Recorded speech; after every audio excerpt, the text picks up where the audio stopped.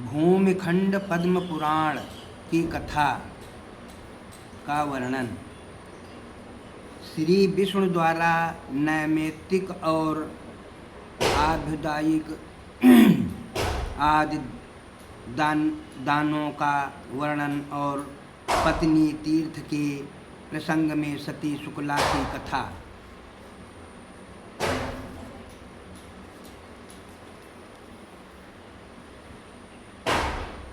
भगवान श्री विष्णु कहते हैं, नृपश्रेष्ठ, अब मैं पुनः नैमित्तिक दान का वर्णन करता हूँ, जो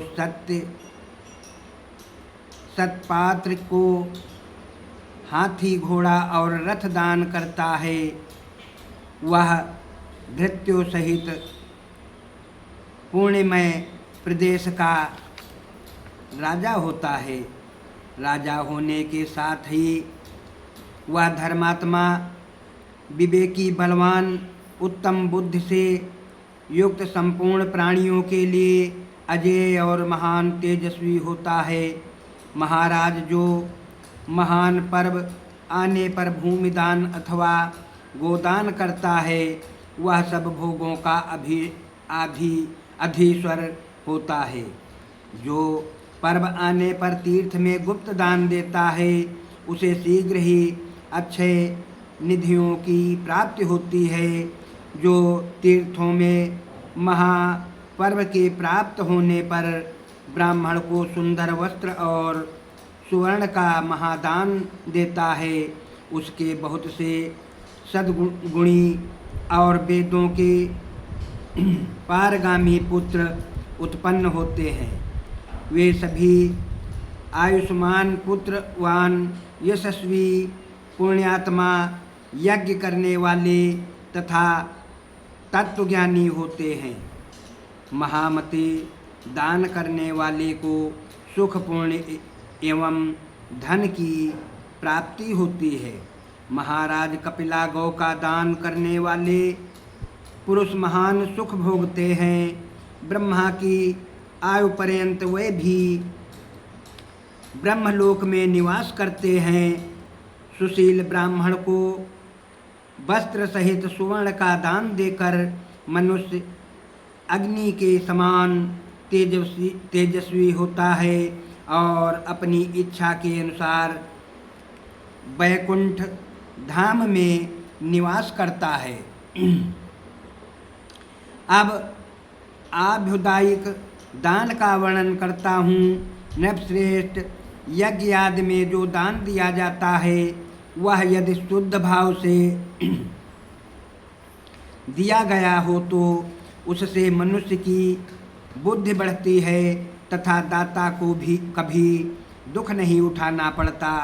वह जीवन भर सुख भोगता है और मृत्यु के पश्चात दिव्य गति को प्राप्त होकर इंद्रलोक के भोगों का अनुभव करता है। इतना ही नहीं, वह 1000 कल्पों तक के लिए अपने कुल को स्वर्ग में ले जाता है। अब दूसरे प्रकार का दान बताता हूँ। शरीर को बुढ़ापे से पीड़ित और क्षीण जानकर मनुष्य को अपने कल्याण के लिए दान अवश्य करना चाहिए। उसे किसी की भी आशा नहीं रखनी चाहिए। मेरे मर जाने पर ये मेरे पुत्र तथा अन्य स्वजन संबंधी बंधु बांधव कैसे रहेंगे? मेरे बिना मेरे मित्रों की क्या दशा होगी? इत्यादि बातें सोचकर उनके मोह से मुग्ध हुआ मनुष्य कुछ भी दान नहीं कर पाता। ऐसा जीव यमलोक के मार्ग में पहुंचकर बहुत दुखी हो जाता है। वह भूख प्यास से व्याकुल तथा नाना प्रकार के दुखों से पीड़ित रहता है। संसार में कोई भी किसी का नहीं है, अतः जीते जी स्वयं ही अपने लिए दान करना चाहिए।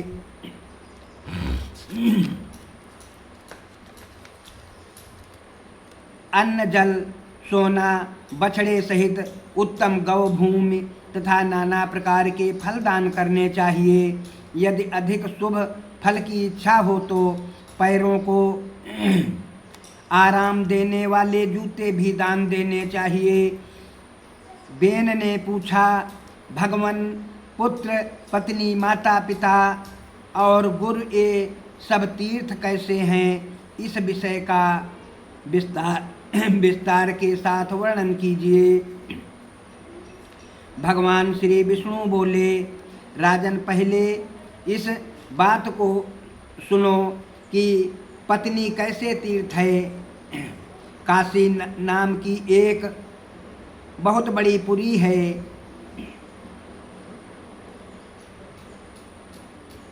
जो गंगा से सटकर बसी होने के कारण बहुत सुंदर दिखाई देती है। उसमें एक वैश्य रहते थे जिनका नाम था क्रक्कल। उनकी पत्नी परम साध्वी तथा उत्तम व्रत का पालन करने वाली थी। वह सदा धर्माचरण में रत और पतिव्रता थी। उसका नाम था शुक्ला। शुक्ला के अंग पवित्र थे। वह सुयोग पुत्रों की जननी, सुंदरी, मंगलमयी, सत्यवादिनी, शुभा और शुद्ध स्वभाव वाली थी। उसकी आकृति देखने में बड़ी मनोहर थी। व्रतों का पालन करना उसे अत्यंत प्रिय था। इस प्रकार वह मनोहर, मुस्कान वाली सुंदरी, अनेक गुणों से युक्त थी। वे वैश्य भी उत्तम वक्ता, धर्मज्ञ, विवेक संपन्न और गुणी थे। वैदिक तथा पौराणिक धर्मों के श्रवण में उनकी बड़ी लगन थी। उन्होंने तीर्थ यात्रा के प्रसंग में यह बात सुनी थी कि तीर्थों का सेवन बहुत पुण्यदायक है।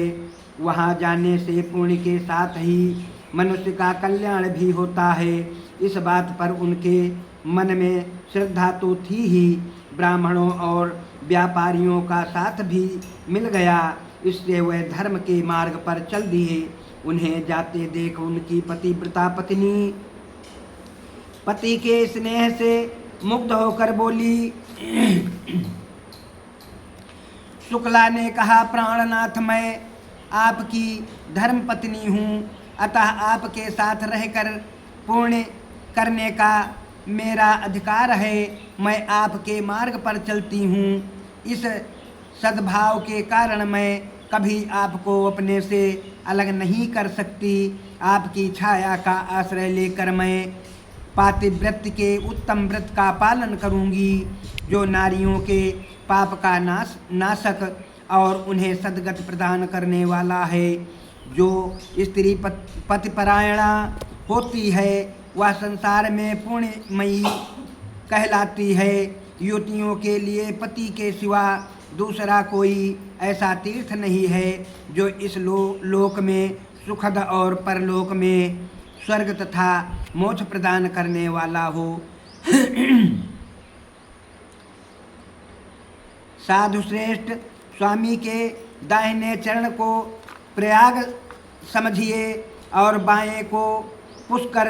जो स्त्री ऐसा मानती है तथा इसी भावना के अनुसार पति के चरणोदक से स्नान करती है, उसे उन तीर्थों में स्नान करने का पुण्य प्राप्त होता है।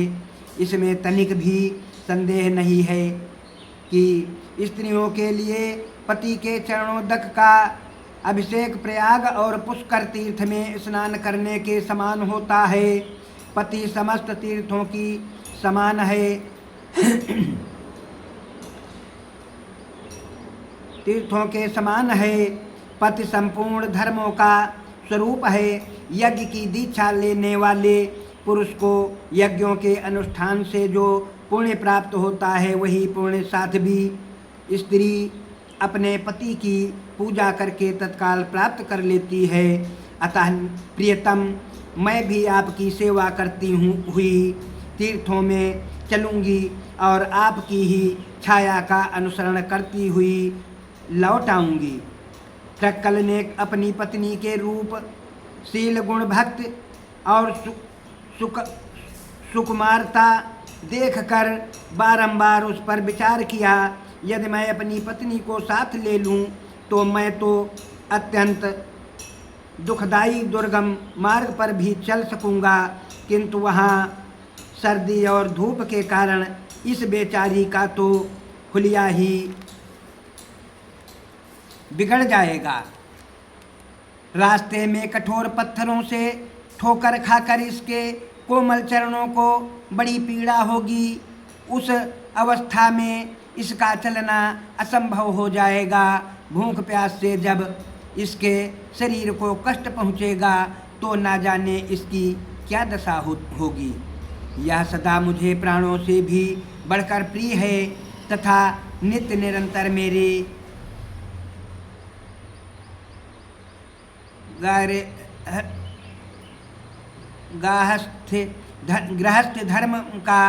गृहस्थ धर्म का यही एक आधार है। यह बाला यदि मर गई तो मेरा तो सर्वनाश ही हो जाएगा। यही मेरे जीवन का अवलंबन है, यही मेरे प्राणों की अधीश्वरी है। अतः मैं इसे तीर्थों में नहीं ले जाऊंगा, अकेला ही यात्रा करूंगा। यह सोचकर उन्होंने अपनी पत्नी से कहा, मैं तेरा कभी त्याग नहीं करूंगा। पता दिए बिना ही वे चुपके से साथियों के साथ चले गए। महाभाग क्रक्कल बड़े पुण्यात्मा थे। उनके चले जाने पर सुंदरी शुक्ला देवाराधन की बेला में पूर्णिमय प्रभात के समय जब सोकर उठी तब उसने स्वामी को घर में नहीं देखा। फिर तो वह हड़बड़ा कर उठ बैठी और अत्यंत शोक से पीड़ित होकर रोने लगी। वह बाला अपने पति के साथियों के पास जाकर पूछने लगी, महाभागगण, आप लोग मेरे बंधु हैं। मेरे प्राणनाथ क्रक्कल मुझे छोड़कर कहीं चले गए हैं। यदि आपने उन्हें देखा हो तो बताइए। जिन महात्माओं ने मेरे पुण्यात्मा स्वामी को देखा हो वह मुझे बताने की कृपा करें। उसकी बात सुनकर जानकार लोगों ने उससे परम बुद्धिमान क्रक्कल के विषय में इस प्रकार कहा, सुबह तुम्हारे स्वामी क्रक्कल धार्मिक यात्रा के प्रसंग से तीर्थ सेवन के लिए गए हैं। तुम शोक क्यों करती हो भद्रे? वह बड़े बड़े तीर्थों की यात्रा पूरी करके फिर लौट आएंगे। राजन, विश्वासी पुरुषों के द्वारा इस प्रकार विश्वास दिलाए जाने पर शुक्ला पुनः अपने घर में गई और करुण स्वर से फूट फूट कर रोने लगी। वह पतिपरायणा नारी थी। उसने यह निश्चय कर लिया कि जब तक मेरे स्वामी लौट कर नहीं आवेंगे तब तक मैं भूमि पर चटाई बिछाकर सोऊंगी। घी तेल और दूध दही नहीं खाऊंगी। पान और नमक का भी त्याग कर दूंगी। गुड़ आदि मीठी वस्तुओं को भी छोड़ दूंगी। जब तक मेरे स्वामी का पुनः यहाँ आगमन नहीं होगा तब तक एक समय भोजन करूंगी अथवा उपवास करके रह जाऊंगी। इस प्रकार नियम लेकर शुक्ला बड़े दुख से दिन बिताने लगी। उसने एक बेड़ी धारण करना आरंभ कर दिया। एक ही अंगिया से वह अपने शरीर को ढकने लगी। उसका भेष मलिन हो गया। वह एक ही मलिन वस्त्र धारण करके रहती और अत्यंत दुखित हो लंबी सांस खींचती हुई हाहाकार किया करती थी। बिरहाग्नि से दग्ध होने के कारण उसका शरीर काला पड़ गया, उस पर मैल जम गया। इस तरह दुखमय आचार का पालन करने से वह अत्यंत दुबली हो गई। निरंतर पति के लिए व्याकुल रहने लगी। दिन रात रोती रहती थी। रात को उसे कभी नींद नहीं आती थी और ना भूख ही लगती थी। शुक्ला की यह अवस्था देख उसकी सहेलियों ने आकर पूछा, सखी शुक्ला, तुम इस समय रो क्यों रही हो? सुमुख, हमें अपने दुख का कारण बताओ। शुक्ला बोली, सखियों, मेरे धर्मपरायण स्वामी मुझे छोड़कर धर्म कमाने गए हैं। मैं निर्दोष साध्वी, सदाचार परायणा और पतिव्रता हूँ। फिर भी मेरे प्राणाधार मेरा त्याग करके तीर्थ यात्रा कर रहे हैं, इसी से मैं दुखी हूँ। उनके वियोग से मुझे बड़ी पीड़ा हो रही है। सखी, प्राण त्याग देना अच्छा है, किंतु प्राणाधार स्वामी का त्यागना कदापि अच्छा नहीं है। प्रतिदिन का यह दारुण वियोग अब मुझसे नहीं सहा जाता। सखियों, यही मेरे दुख का कारण है। नित्य के विरह से ही मैं कष्ट पा रही हूँ। सखियों ने कहा, बहन, तुम्हारे पति तीर्थ यात्रा के लिए गए हैं। यात्रा पूरी होने पर वे घर लौट आएंगे। तुम व्यर्थ ही शोक कर रही हो, वृथा ही अपने शरीर को सुखा रही हो, तथा अकारण ही भोगों का परित्याग कर रही हो। अरे, मौज से खाओ पियो, क्यों कष्ट उठाती हो? कौन किसका स्वामी, कौन किसके पुत्र और कौन किसके सगे संबंधी हैं? संसार में कोई किसी का नहीं है, किसी के साथ नित्य संबंध नहीं है।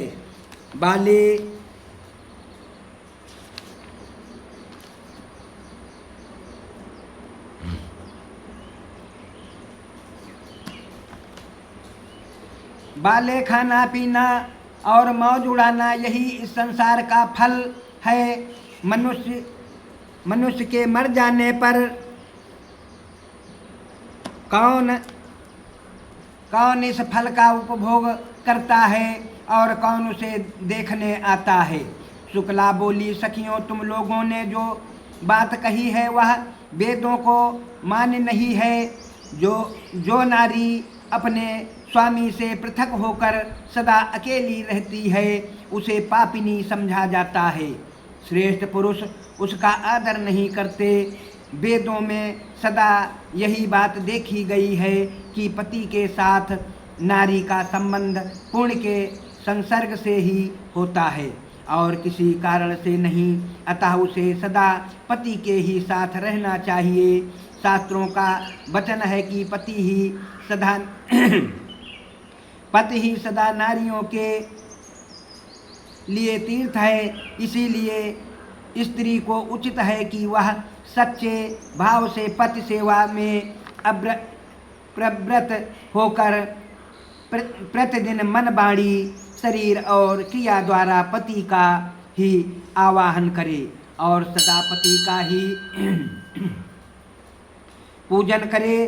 पति स्त्री का दक्षिण अंग है, उसका वाम पार्श्व ही पत्नी के लिए महान तीर्थ है। गृहस्थ नारी पति के वाम भाग में बैठकर जो दान पुण्य और यज्ञ करती है, उसका बहुत बड़ा फल बताया गया है।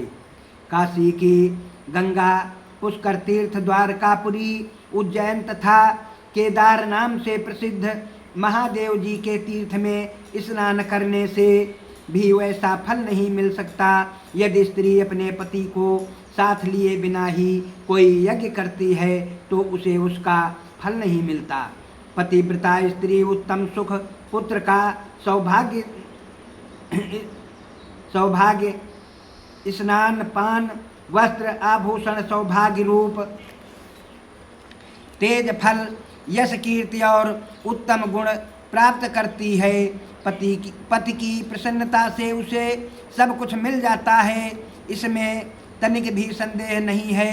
जो स्त्री पति के रहते हुए उसकी सेवा को छोड़कर दूसरे किसी धर्म का अनुष्ठान करती है, उसका वह कार्य निष्फल होता है तथा लोक में वह व्यभिचारिणी कही जाती है। नारियों का यौवन, रूप और जन्म सब कुछ पति के लिए होते हैं। इस भूमंडल में नारी की प्रत्येक वस्तु उसके पति की आवश्यकता पूर्ति का ही साधन है। जब स्त्री पतिहीन हो जाती है तब उसे भूतल पर सुख रूप यश, कीर्ति और पुत्र कहाँ मिलते हैं? वह तो संसार में परम दुर्भाग्य और महान दुख भोगती है। पाप का भोग ही उसके हिस्से में पड़ता है। उसे सदा दुख में आचार का पालन करना पड़ता है। पति के संतुष्ट रहने पर समस्त देवता स्त्री से संतुष्ट रहते हैं, ऋषि और मनुष्य भी प्रसन्न रहते हैं। राजन, पति ही स्त्री का स्वामी, पति ही गुरु, पति ही देवताओं सहित उसका इष्ट देव और पति ही तीर्थ एवं पुण्य है। पति के बाहर चले जाने पर यदि स्त्री श्रृंगार करती है तो उसका रूप वर्ण सब कुछ भार रूप हो जाता है। पृथ्वी पर लोग उसे देखकर कहते हैं कि यह निश्चय ही व्यभिचारिणी है। इसीलिए किसी भी पत्नी को अपने सनातन धर्म का त्याग नहीं करना चाहिए। सखियों, इस विषय में एक पुराना इतिहास सुना जाता है जिसमें रानी सुदेवा के पापनाशक एवं पवित्र चरित्र का वर्णन है। सियावर रामचंद्र शंकर हरिओम।